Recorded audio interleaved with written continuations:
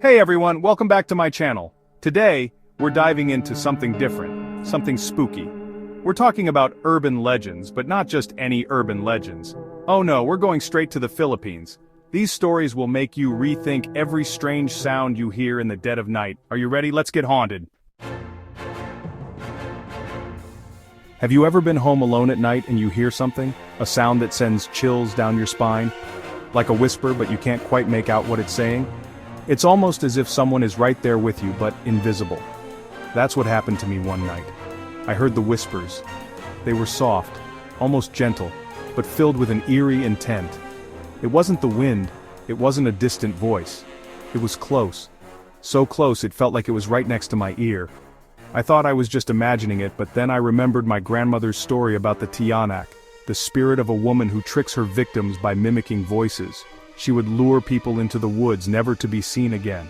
They lure you in, make you think you're safe, but really, they're leading you to your doom. The whispers grow louder, more insistent.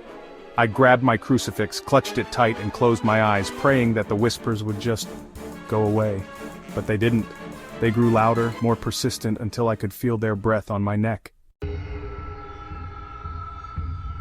Growing up in the Philippines, you hear stories.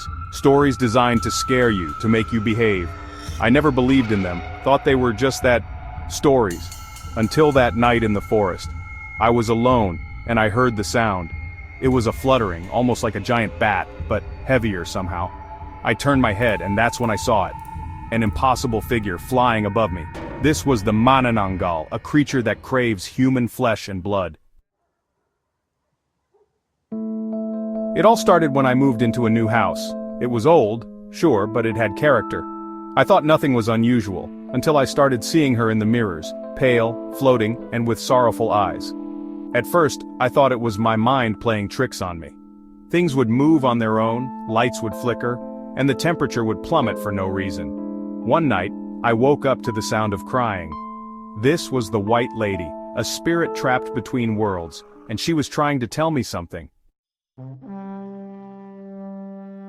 Chapter 4. The Aswang. The stories of the Aswang were always the scariest. A creature that could shapeshift, that craved human flesh, especially unborn children. It was the stuff of nightmares. I never thought it was real. It started with strange noises outside my window at night, heavy footsteps, low growls. I thought it was just the wind until I noticed the eyes. Red eyes, peering through the darkness. Chapter 5. The Babat. Sleep paralysis. It's terrifying, right? You wake up in the night, but you can't move, you can't speak, it feels like something's holding you down. That's what I thought it was at first. I woke up in the middle of the night, paralyzed, unable to move. I tried to scream, but my mouth wouldn't open. And that's when I heard it. Heavy breathing from somewhere close. I could feel its weight on me, the stench of rotting flesh filling my nostrils. Chapter 6. The Capra. I was hiking alone one day, enjoying the peace and quiet when I smelled it. A thick, sour smoke that seemed to cling to the air. It was an unusual scent, one that didn't belong in the middle of the forest. My curiosity piqued, I decided to investigate further. I looked around, but there was no fire in sight.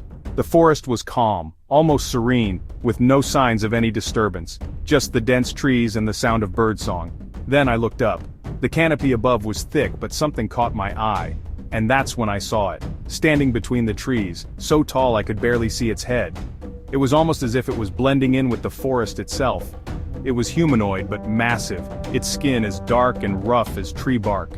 The texture of its skin made it look like it was part of the trees. This was the Capra, a giant creature that lived in the trees and was said to be fond of smoking a large pipe. The smoke from its pipe was what I had smelled earlier, a telltale sign of its presence. It began innocently enough, a strange woman who approached me in the market. She looked at me with piercing eyes and gave me a warning. "Be careful," she said, "someone is envious of you." I didn't take her seriously at first. But then, things started to change. My health started deteriorating, I was plagued by nightmares, and my mind, it was like it was turning against me. I knew then I couldn't escape the Mangkukulam's curse. The stories of the Sugu started circulating around town. They said it was a creature that could mimic any sound, that it lured its victims to their deaths by pretending to be someone they knew. I thought they were just rumors, silly stories to scare children, until I started seeing the shadow. It lurked in the corners of my vision, always just out of sight. Then I started hearing things. My name whispered in the dead of night, a knock on the door when no one was there. It was driving me crazy. Growing up, my grandmother always warned me about the duende, small creatures that lived in nature and could be mischievous, even dangerous if disturbed. I always thought it was just superstition, until that day. I was walking through the forest, not paying attention to where I was going, when I stepped on what I thought was a rock, but the rock moved. And that's when I heard the voice. It told me, in no uncertain terms, that I had trespassed on sacred ground, and that there would be consequences.